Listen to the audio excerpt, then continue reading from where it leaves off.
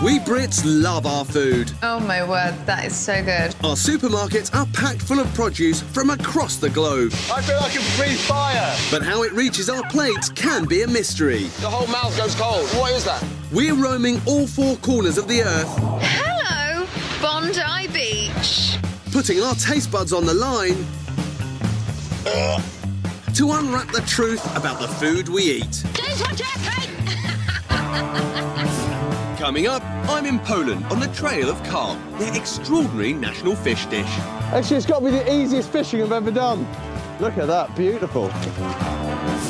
I'm in Spain to test which mini orange is right for you. Oh my goodness, fresh off the tree. And I go to Mexico in search of the infamous tequila worm. This is where we keep the secrets of the tequila.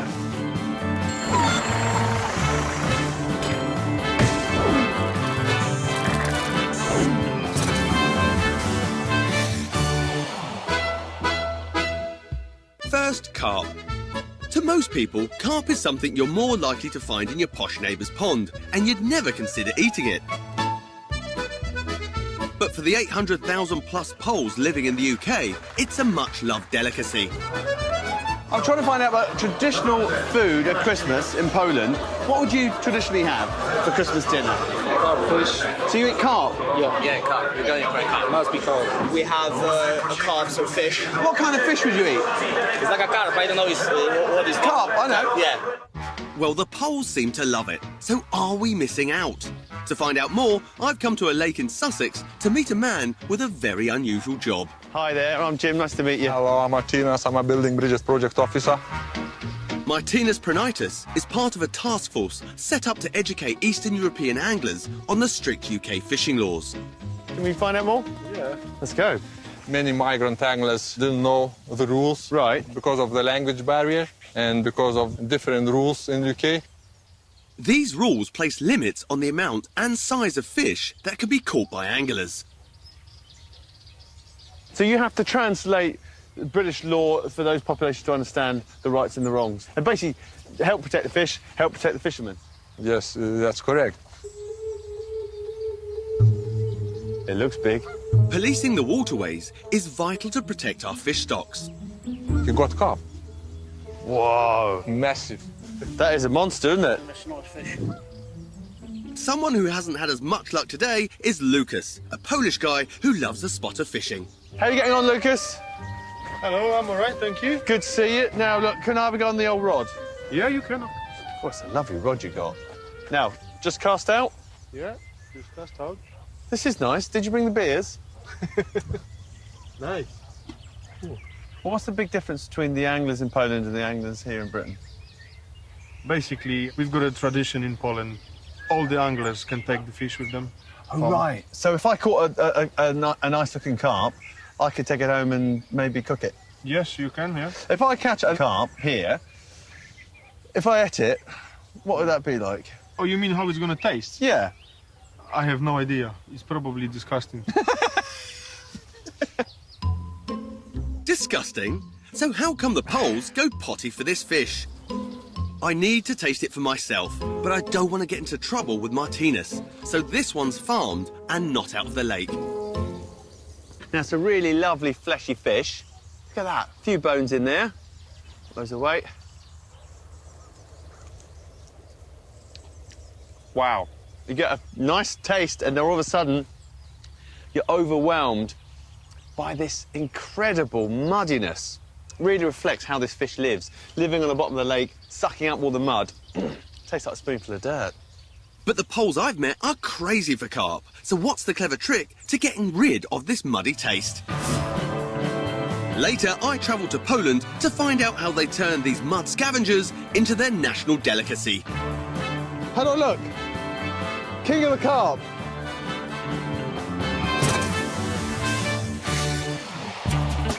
Next, tequila.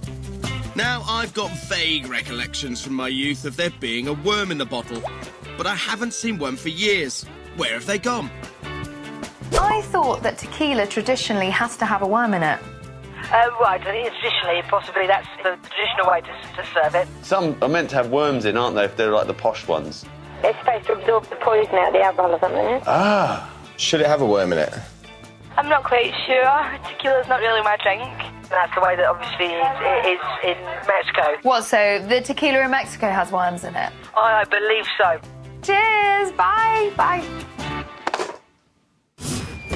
So, in order to track down the elusive worm, that's where I'm heading.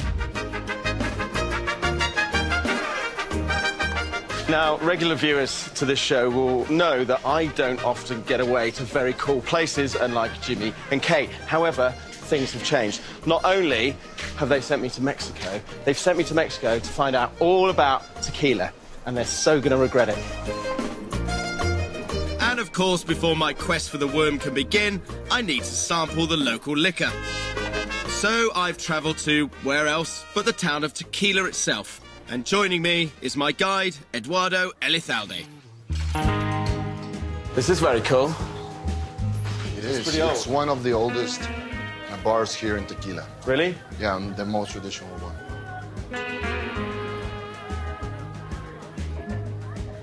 Beautiful. Big measures. Salud, Matt. Salud.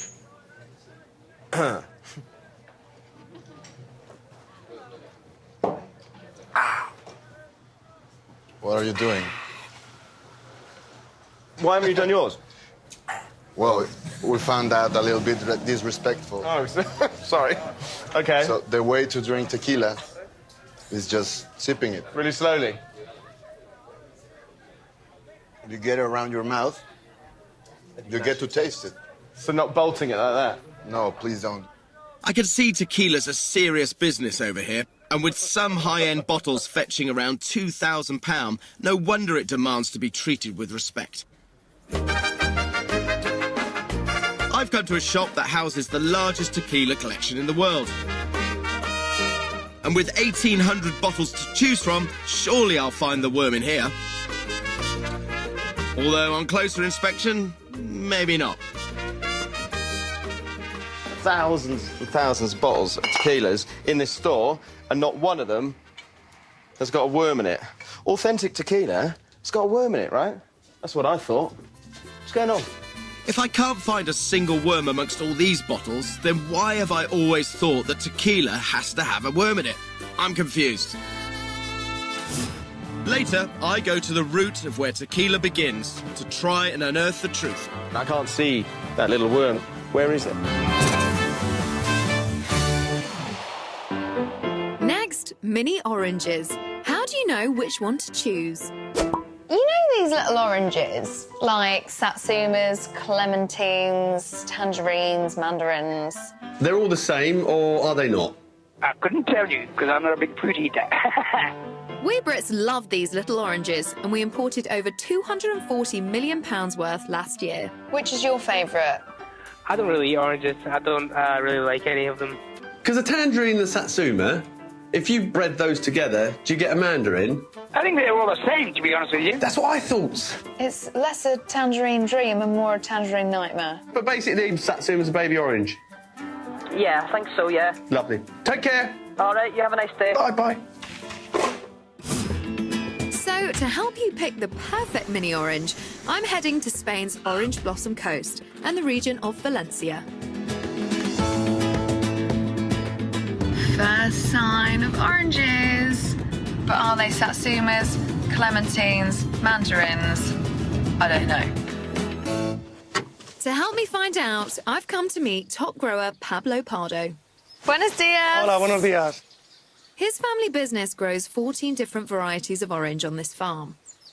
Look at all your oranges. Yeah, we are in season now. Got millions. Yes. But how do any of us know which orange to choose? Is it just a case of trial and error? To help me find out which one I should be going for, Pablo's going to give me a closer look. What type of orange is this? This is a variety of clementine. So what are the characteristics of a clementine? It's easy to peel and it's sweet as well. Right, let's give it a peel. Yeah. Oh, that skin is coming off really easy. Clementines are typically in season from October to February, and this one looks particularly tasty. Oh my goodness. Fresh off the tree. That's so good and so sweet. So do you think clementines taste the best of all the oranges? In my opinion, yes. Yes. Clementines may be Pablo's favourite, but they may not be to your taste. Earlier, I travelled to the orange groves of Valencia to help you choose between the vast array of mini oranges in our supermarkets. What type of orange is this? A variety of clementine. I've got to grips with clementines, and now I'm off to meet Pablo's brother Manolo at the processing plant to get the lowdown on the others. I see your brothers, matching eyes. See ya! See you, bye. These oranges are not only hand-picked, but also sorted by hand. Those that aren't up to scratch are either canned or juiced. They pack 15,000 boxes a day, which is a whopping 150,000 kilograms. Right, time for Manolo to give me the juicy gossip on mini oranges. How do I spot a clementine and how do I spot a satsuma? Like, what's the difference? It's similar. The difference is the taste. Okay, this is a satsuma. That satsuma have a little more juice than clementine, but not much. Okay, this is a clementine. That clementine is a taste sensation. Clementines, it's a little bit more sweet than the satsuma. Now, what about tangerines? And inside the package is different. Clementine is cleaner. Yeah, there's more pith. Yeah. Oh, that is really good. Let's use a lot of flavour. So that's clementine, satsuma, tangerine. What about mandarin? All the varieties mandarin. So like some are clementines, some are tangerines, some are satsumas, but they're all under the umbrella of mandarin. So it turns out they all offer something different. If you like your mini oranges to have a delicate flavour, satsumas with their pale skin and soft plump segments are for you. But if you prefer a tartar taste, tangerines with their tight skins and abundant pith will suit you best. And if it's sweetness you're after, then clementines with their deep orange rind, high juice content and minimal seeds are the ones to go for. So there's a mini orange for everyone. What's your favourite out of all of these? Clementines. The clementine gets my vote. Yeah.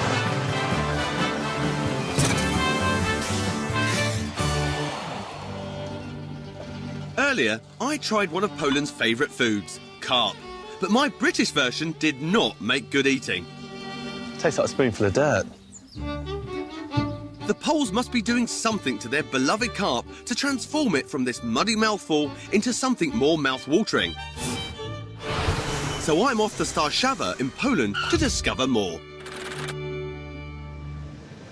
Now I'm starting my carp journey in Poland. I'm just walking through a supermarket and check out what I've just found here. I'm in the fishmonger department and there's tanks of live fish. Look at these guys in here. Look at that live carp. But what I want to find out is, how do they make their carp not muddy like the carp I've eaten in Britain?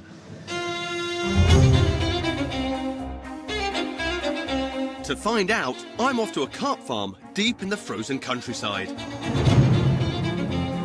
So I'm in the middle of nowhere. I'm as southeast as you can get. I'm on the border with Ukraine.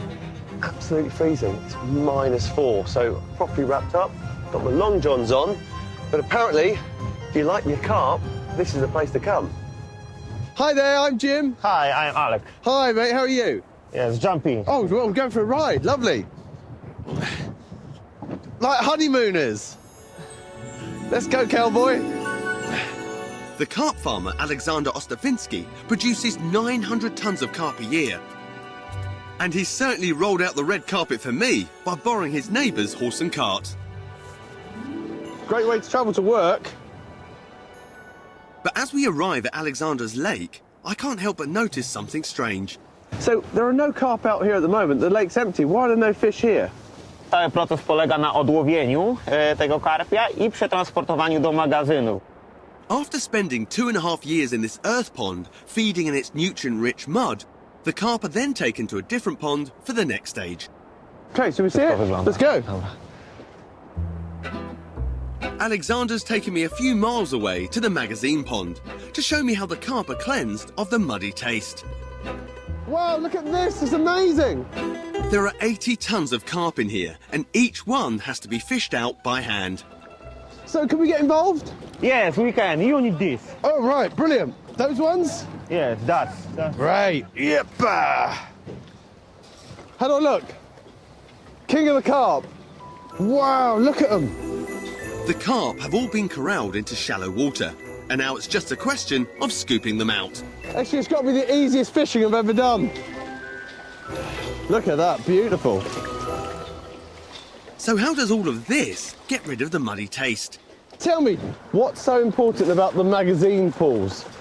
Bardzo ważne jest, aby ryba była w tym magazynie na przepływie odpowiednim, który gwarantuje tlen zarówno, jak i dobre oczyszczenie karpia przed konsumpcją. The fresh water comes in via these canals. But it's not just about the water. The carp go without food for 2 months while they're in here, something they'd happily do in the wild, meaning their digestive systems are completely cleansed. So, will these carp taste muddy? Nie ma takiej mowy, ten karp będzie posiadał odpowiednie walory smakowe. So, can I taste some? Tak, oczywiście, chodźmy spróbować karpa. Okay, let's go.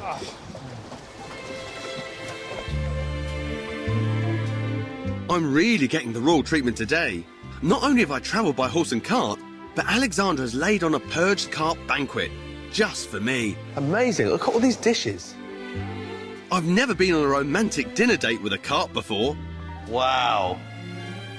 Look at that. And did you cook all of this? It's amazing. Thank you very much. Okay, here goes. Carpe diem.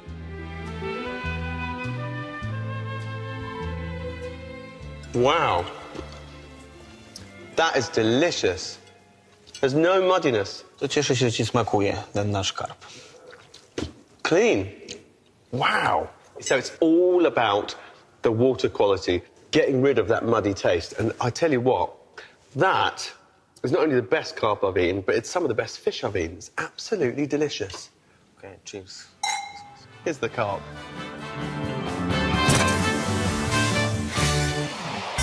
I'm in Mexico, hot on the trail of tequila. I've seen thousands of bottles, but I'm yet to see one single worm. So is this whole tequila worm thing just a myth? To find out, I'm going back to where tequila originates, to the region of Jalisco. I've come to a plantation to meet farmer Alonso Murillo. Hola, Alonso. These plants are amazing looking things, kind of alien. Sí. Contrary to popular belief, tequila isn't made from cacti, but from these strange-looking plants called agave. This is blue agave, is that right? Sí. 300 million blue agave are harvested by hand every year by highly skilled workers called jimadores. Como se hace para que esté más fácil, primero hay que cortar las espinas de aquí de enfrente para poderle llegar por enfrente. Luego le pones el pie arriba para hacer fuerza también con el pie. Wow, okay. It takes 8 to 10 years for the agave to reach maturity, meaning every single one must be harvested with great care and immense skill, which is why they're letting me loose on it. Lo entre más rapado vaya para las fábricas es mejor, porque el jugo viene de la piña, no de las hojas. The agave's dense, fibrous heart is the source of tequila. And how much tequila would one of these produce? No, pues de una bola de 20 kilos salen como unos 4 litros. That's a lot of tequila to drink. And with Alonso harvesting 200 agaves a day, that's 800 litres of tequila. Is that roughly the right shape? It's okay? No muy bien, pero pues ahí pasa. Which is a good thing, because at £7 a pop, each agave is worth more than the Mexican daily minimum wage. But despite being surrounded by agave, I've still not caught sight of the critter I came here for. I'm looking around, I can't see that little worm. Where is it? Aquí gusano de maguey no hay porque es una plaga. So the worm is an actual pest, so you don't want it? Es una plaga, luego la combatimos para que no afecte a las demás que están pegadas a la que tiene la plaga esa el gusano. So there really is a worm. Adios. But if it's not in the bottles and it's not welcome in the fields, where does the notion of a worm in my tequila come from? Next stop on my never-ending, seemingly fruitless, but rather fun quest is one of the biggest distilleries in Mexico. And I'm here to meet tequila expert Hector Morenzo. Hola, Hector, Matt. You make tequila, right? Of course. Can I see? Of course. This way? Casa Salsa has been producing tequila for 140 years. We receive around 300 tons of agave every single day. Exactly. The agave is put into this machine, which is going to shred the agave into the fiber. After shredding, the agave is steamed and filtered to produce a juice, which is then fermented, distilled, and finally aged in oak barrels. Wow. Great smell in here. This is where we keep the secrets of the tequila. Secrets! Looks like we're finally getting somewhere. And being the consummate professional that I am, I feel it's my duty to give Hector's tequila a taste. This tequila has been rested for 4 years and 6 months. It's the oldest in the house. It's more akin to a brandy than a tequila, isn't similar, it? Yep. Yeah. We don't age the tequila for more than 5 years. It's because they get too similar to whiskeys. This tequila tastes great, but it's totally worm-free. So come on, where did I get that notion from? I've seen worms in tequila, no? No, that's not tequila, it's mezcal. Oh, really? Yes. So what's the difference? There are a few differences, but the main is the plant. Right. For the elaboration of mezcal, we're allowed to use 12 different varieties of agave. And for the elaboration of tequila, we're allowed to use only one. Oh, is that right? Yeah, that is the blue agave. Which is the one I've been seeing in the fields? Exactly. So it's mezcal that has the worm in it. And even though tequila is a type of mezcal, it's the posh stuff, purely made from blue agave, grown in a few select regions of Mexico. So really, tequila is kind of like the champagne of the mezcal world? Exactly. Got it. They started putting worms in mezcal in the 1940s, but the reason why is still greatly debated. Some say the worm is an aphrodisiac, and some cynical souls even claim it's just a marketing gimmick.